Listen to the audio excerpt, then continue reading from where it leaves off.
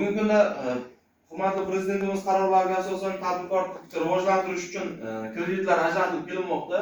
312-qaror asosida 100 million so'mgacha garovsiz kreditlar, undan tashqari 300 million so'mgacha garov bilan naqd pulda ko'rinishda kreditlar mavjud. Biz bank tomonidan ajratiladigan kreditlarda. Undan tashqari oilaviy tadbirkorlikni rivojlantirish uchun 18% dan hokim yordamchisining tavsiyasiga asosan beriladigan kreditlar bor.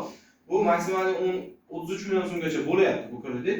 10 million so'mgacha plastik karta ko'rinishida bo'ladi. Undan tashqari prezident qarorining yoshlar uchun 60, 61, 62-yil qarorlariga asosan 100 million so'mgacha garovsiz kreditlar bor. Unda pul ko'chirish yo'li bilan bo'ladi. Undan tashqari mening mahallam, mahalla biznes kreditlari mavjud. Bu kreditlardan ham bemalol olib foydalansangizlar bo'ladi. Bu kreditlarda garovga kafillik asosida beriladi. Turlari va ularni yiliga qarab foiz stavkalari o'zgaradi.